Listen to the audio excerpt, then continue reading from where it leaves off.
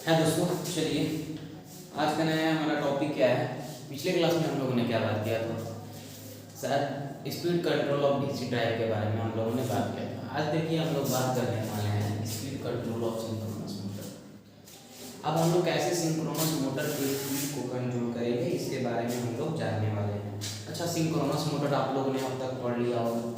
कुछ बेसिक्स के बारे में पहले मैं रिवीजन करा देता हूँ। क्या क्या आप लोगों ने पढ़ा कि सिंक्रोनस मोटर क्या है। एक प्रकार का पहली बात ये एसी मशीन होता है, सेकंड बात ये रोटेटिंग मशीन होता है।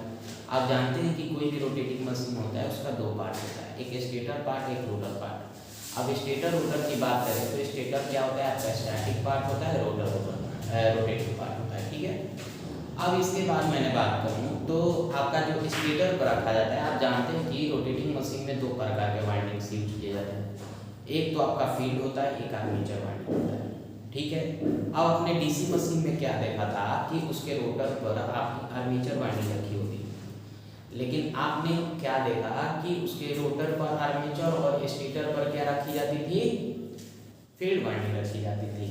लेकिन इस केस में क्या होगा कि सिंक्रोनस मशीन जो होता है वो एज ऑपोजिट क्या होता है, किसका ऑपोजिट होता है, तो डीसी मशीन का होता है। कहने का मतलब क्या हुआ कि अगर इसमें अगर हम लोग बात करें तो जस्ट उसके अपोजिट होता है। जैसे कि डीसी मशीन में आपका आर्मेचर जो रोटर पर रखा होता था, वहीं स्टेटर पर क्या होता है, यह आर्मेचर रखा जाता है इसमें एसी मशीन में यानी सिंक्रोनस मशीन में, और रोटर पर क्या रखा जाता है, इसका फील्ड वाइंडिंग रखा जाता है। इससे फायदा क्या हुआ कि आपका रोटर का वेट जो हो गया वो एकदम हल्का हो गया, मतलब वेटलेस हो गया, मतलब बहुत कम ही हो गया, वेटलेस नहीं बोल सकते, बहुत कम हो गया as compare to DC machine के आर्मेचर की तरह। तो बताइए इसका अगर वेट कम हो गया तो ये आसानी से क्या कर सकेगा, रोटेट कर सकेगा।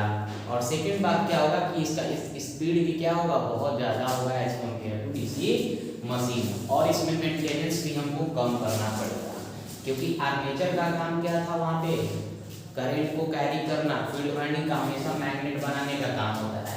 अब बात है कि सिंक्रोनस मशीन की अगर जब हम लोग बात करें तो आर्मेचर में ऐसे मेंटेनेंस कम कैसे हो जाएगा, क्योंकि आप जानते हैं कि आर्मेचर में जो होता है नंबर ऑफ कंडक्टर्स ज़्यादा रखे जाते हैं। आर्मेचर आपका डिस्ट्रीब्यूटेड होता है, ठीक है।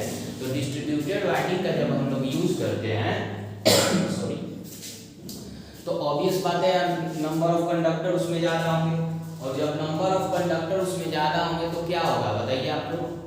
जब नंबर ऑफ कंडक्टर्स उसमें ज़्यादा होंगे तो उसका वेट हाई होगा।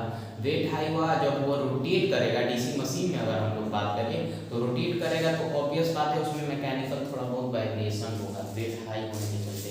लेकिन उसी आर्मेचर को अगर हम लोग स्टैटिक बना दें, उसको रोटेट ना करवा के हम लोग क्या करें, उसके रोटर को रोटेट करवाएं, तो दोनों तो बात सेम ही हुआ।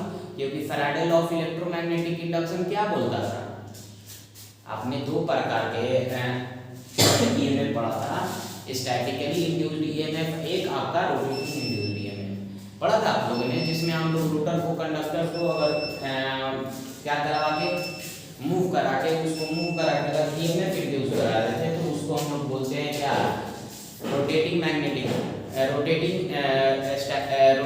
मतलब डायनामिकली इंड्यूस्ड ईएमएफ, है ना। और वहीं अगर हम लोग बात करें कि अगर कंडक्टर को स्टैटिक रख दें और आपका फ्लक्स को क्या करें, वैरी करवाएं उसके क्रॉस, तब जो ईएमएफ इंड्यूस होता था वो क्या होता है, स्टैटिक इंड्यूस। बात क्लियर हुआ। तो दो प्रकार के आपने ईएमएफ पढ़ा था। तो अब सिंक्रोनस मोटर में एडवांटेजेस क्या आ गया कि इसकी स्पीड हाई हो गई, मेंटेनेंस कम पड़ने लगी, है ना। तो ये सभी एडवांटेज के चलते आपका सिंक्रोनस मोटर बना, पहली बात। अब दूसरी बात क्या हुई कि जो सिंक्रोनस मोटर है या सिंक्रोनस मशीन है ये लार्ज रेटिंग में होते हैं। डीसी मशीन में आपका क्या होता था, उतना लार्ज रेटिंग नहीं बन पाता था, लेकिन आपका जो ये सिंक्रोनस मशीन है, सिंक्रोनस मशीन दो पार्ट होता है, एक सिंक्रोनस जनरेटर, एक सिंक्रोनस मोटर, ठीक है। तो अगर सिंक्रोनस जनरेटर की बात करें तो आप लोगों ने सुना भी होगा, ट्रांसमिशन लाइन भी पढ़ा होगा, तो वहाँ पर आपका जनरेटिंग स्टेशन पढ़े होंगे। तो जनरेटिंग स्टेशन में यही सिंक्रोनस मशीन यूज किया जाता है, जो कि होता है सिंक्रोनस जनरेटर।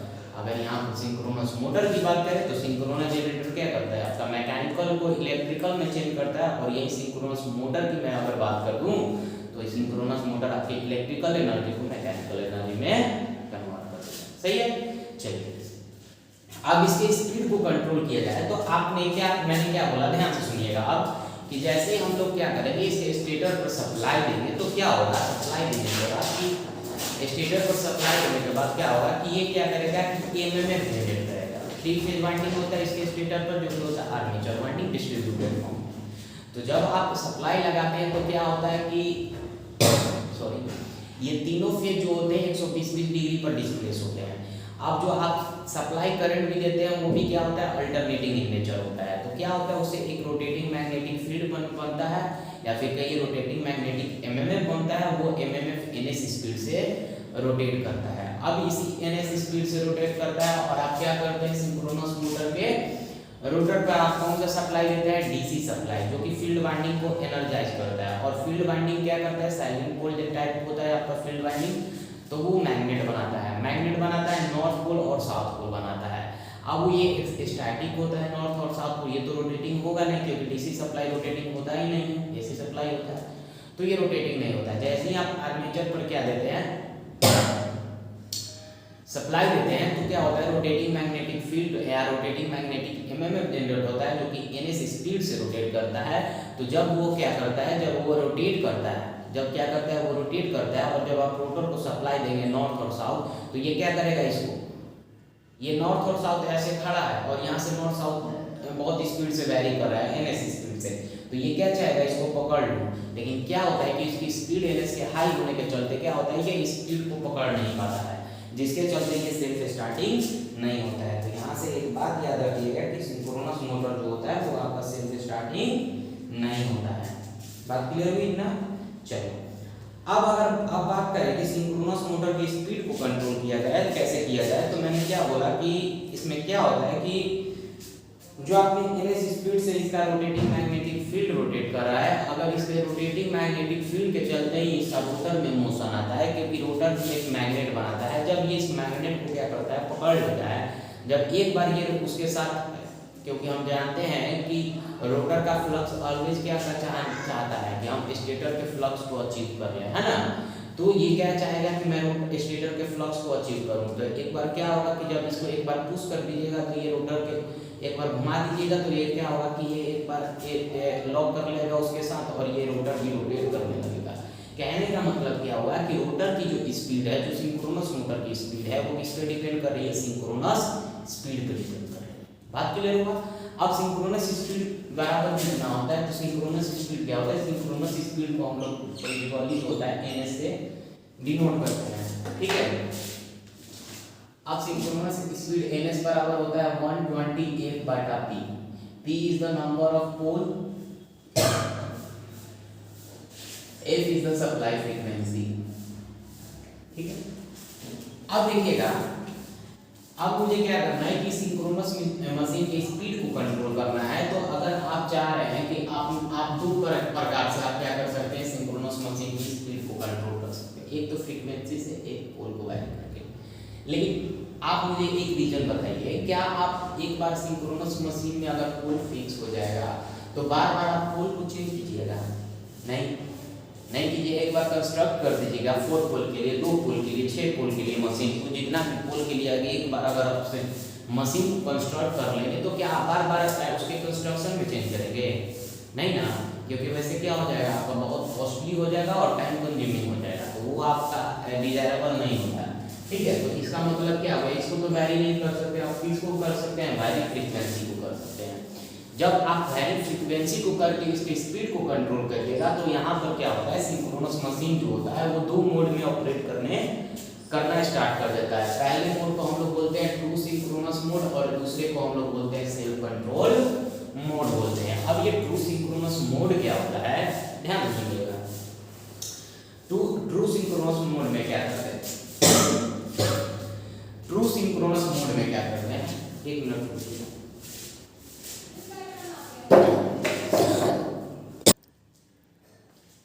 हाँ, तो देखिए हम लोग क्या बताए, ट्रू सिंक्रोनस मोड क्या होता है। देखिए ट्रू सिंक्रोनस मोड किसको बोलते हैं, ध्यान दीजिएगा यहाँ पर कि ट्रू सिंक्रोनस मोड किसको बोलते हैं, कि ट्रू सिंक्रोनस मोड में क्या होता है, हम लोग क्या करते हैं कि इसमें हम लोग क्या करते हैं कि स्टेटर के फ्रीक्वेंसी को हम लोग इस प्रकार से वैरी करते हैं ताकि इस प्रकार से वैरी करें कि रोटर का जो स्पीड है वो क्या कर ले, रोटेटिंग मैग्नेटिक फील्ड की स्पीड को क्या कर ले, अचीव कर ले। समझ में आया सभी को बात।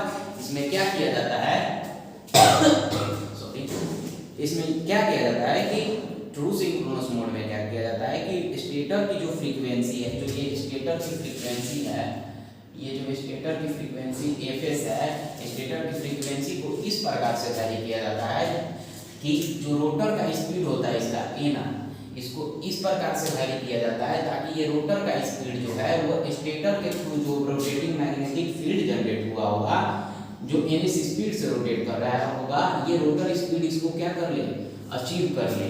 तो ये होता है true synchronous mode, true synchronous speed होता है। क्योंकि ट्रू सिंक्रोनस मोड क्यों पड़ा इसका नाम, क्योंकि इसमें हम लोग रोटर की स्पीड को एन एस तक पहुंचा रहे हैं truly by value of frequency value, ठीक है। तो यही होता है आपका ट्रू सिंक्रोनस मोड। वैसे ही बात करें, अगर हम आपकी बात करें इसकी सेल्फ कंट्रोल मोड में, तो जस्ट इसका अपोजिट करते हैं। इसमें क्या किया हम लोगों ने, फ्रीक्वेंसी को वैरी की है, लेकिन हम लोग क्या करते हैं सेल्फ कंट्रोल मोड में क्या करते हैं कि हम लोग क्या करते हैं, चेंज करते हैं। इसमें क्या करते हैं कि रोटर की स्पीड को चेंज करते हैं। ध्यान से सुनिएगा, इसमें हम लोग क्या करते हैं कि इस रोटर के स्पीड को क्या करते हैं, चेंज करते हैं, और क्या करते हैं, रोटेटिंग मैग्नेटिक फील्ड को इस प्रकार से बनाते हैं ताकि ये रोटेटिंग मैग्नेटिक फील्ड क्या करे, जो ये रोटेटिंग मैग्नेटिक फील्ड है ये इसको अचीव कर ले। उस टाइम में क्या रहता फर्स्ट केस में कि ये आपका रोटर की स्पीड, ये रोटर स्पीड एनएस को अचीव कर रहा था, लेकिन इस केस में क्या होगा कि हम लोग रोटर के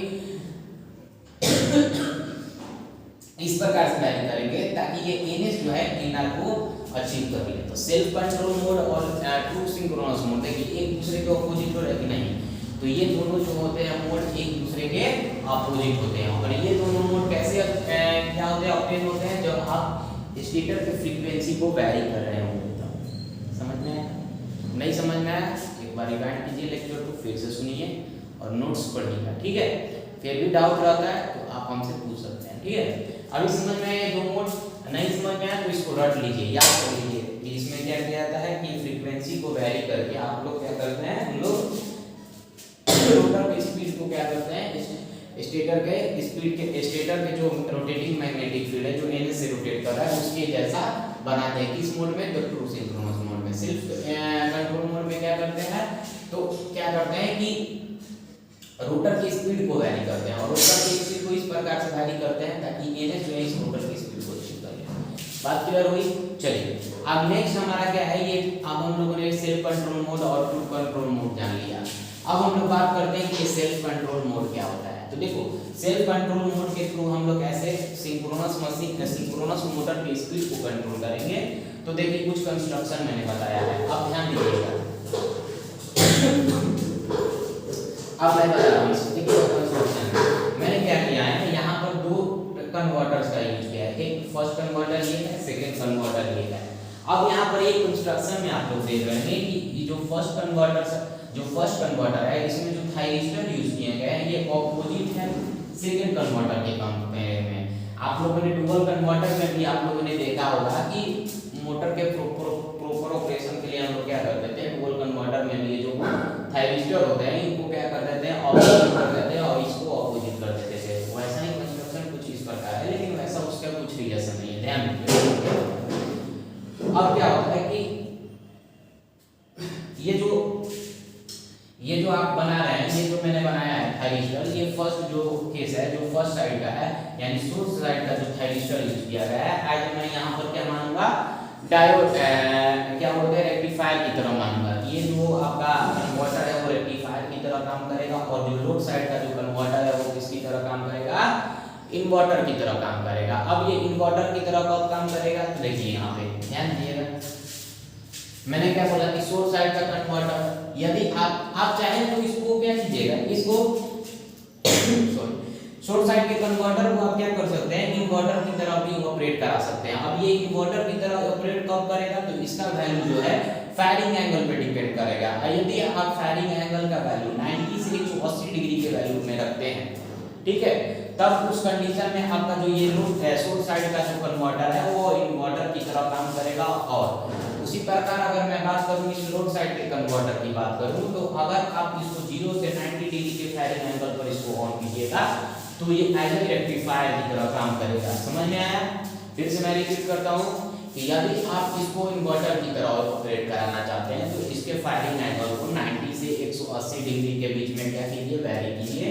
यदि आप इसको चाह रहे हैं कि मैं इसको क्या करूं, सेकेंड स्टेज को रेक्टिफायर की तरह ऑपरेट कराने के लिए, तो मैं क्या करूंगा, इसके फायरिंग एंगल को क्या करूंगा, लोड साइड में जो लगा हुआ है कन्वर्टर, उसको मैं क्या करूंगा 0 से 90 डिग्री तक दूंगा।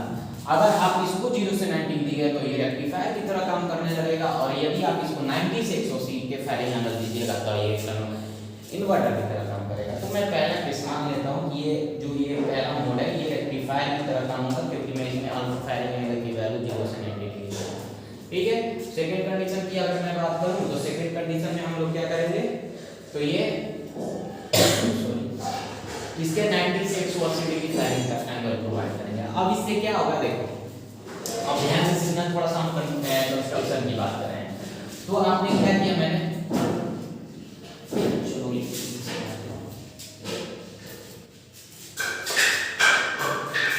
एग्जाम में क्या करना है कि नोट्स कब रखना है, जो मैं यहाँ पर बताता हूँ वही सुनना है और उसी को लिखना है। ठीक है, जो समझोगे वही लिखना है, ये नहीं कि नोट्स हम रट के जा रहे हैं और वो लिखेंगे, नहीं, वो ऐसा नहीं करना है। वैसे करोगे छूट जाएगा।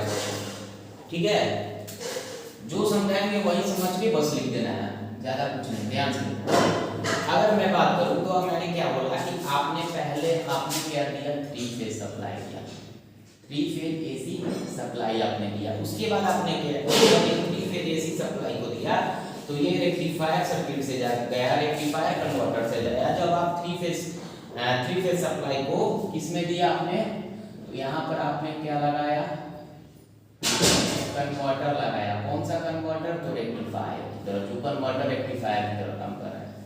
ठीक है, आपने जब इसको दिया तो इसने पल्सेटिंग डीसी में आपके वैल्यू को चेंज किया। ठीक है, अब आपने पल्सेटिंग डीसी में जैसे ये वैल्यू को चेंज किया तो आपने एक और चीज लगा दिया, यहाँ पर डीसी लिंक लगाया है।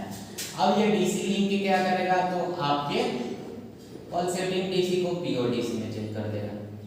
ठीक है, अब ये पीओडीसी में चेंज करेगा तो आप लोग जानते हैं कि इन्वर्टर जो होता है, इन्वर्टर का जो आउटपुट वोल्टेज होता है वो तो फंक्शन किसका होता है, डीसी वोल्टेज का होता है। यानी कहने का मतलब क्या हुआ कि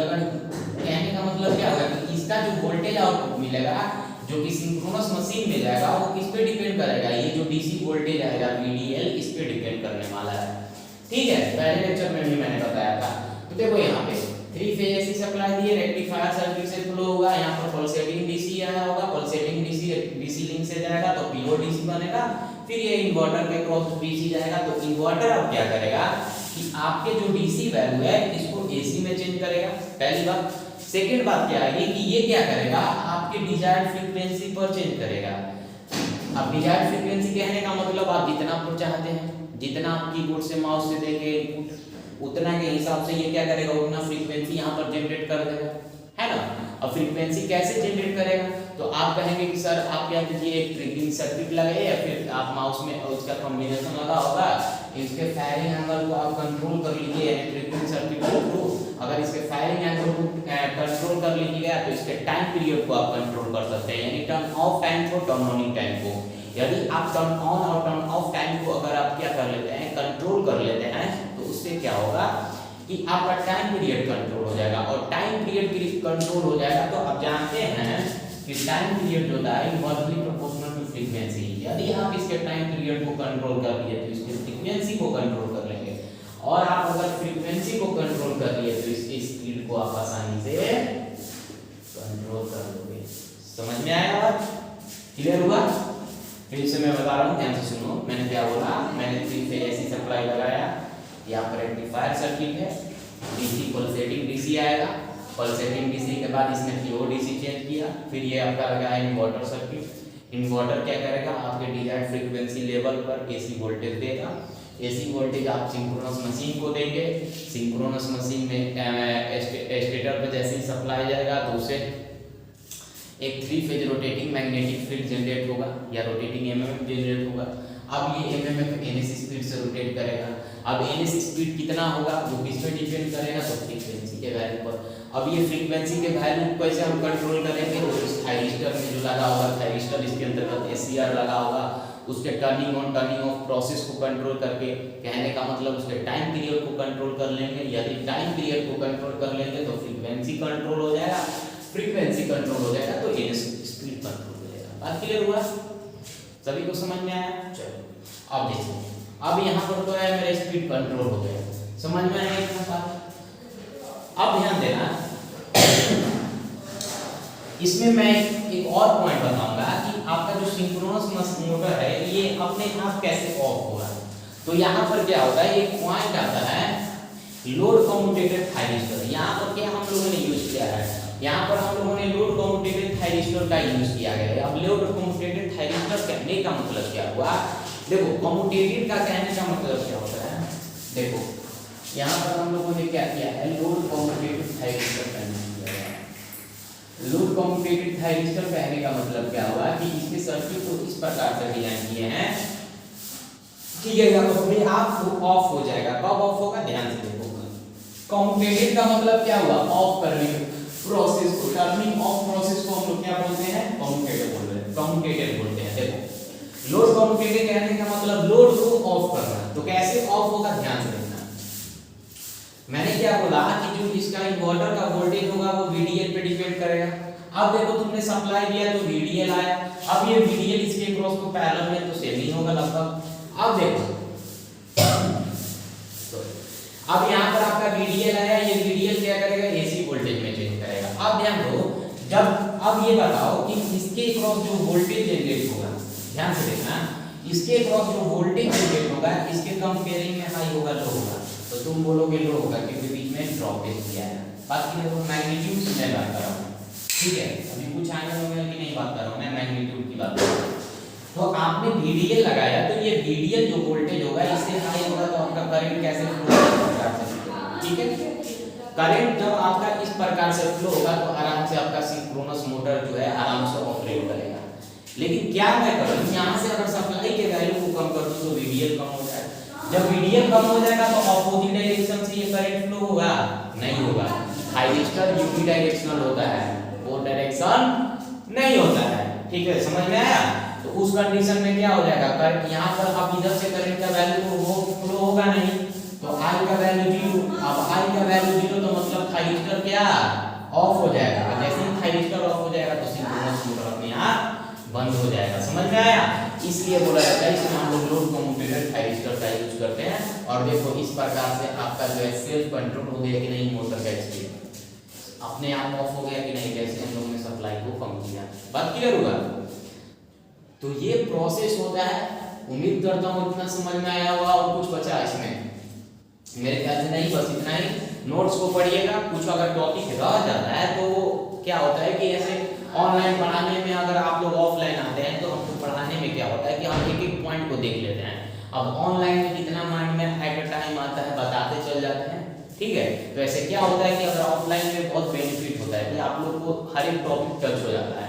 ऐसे क्या होता है ऑनलाइन में हम ट्राई करते हैं, अपना फुल ट्राई करते हैं कि आपका एक भी टॉपिक न बचे, ठीक है। लेकिन क्या होता है कि आप पढ़ा रहे माइंड में है तो बहुत कुछ बताएं, बहुत कुछ भूल भी जाता है ना। तो वैसे आपका पूरा कवर हो चुका है, ठीक है। देखिएगा नोट्स में कोई छूट जाता है पॉइंट तो वो मैसेज कर दीजिएगा, मैं फिर से उस पे लेक्चर बना दूंगा। अगर कोई टॉपिक में थोड़ा बहुत दिक्कत भी हो रहा है तो थोड़ा सा मैनेज किया, अगर ज़्यादा दिक्कत हो रहा है तो फिर मेरे से बोलिए, मैं फिर से उस टॉपिक को क्या करूँगा, रिवाइंड करूँगा, उसको फिर से वीडियो बना दूंगा, ठीक है। आज के लिए इतना ही रखता हूँ, उम्मीद करता हूँ समझ में आया होगा। आज के लिए इतना ही, थैंक यू।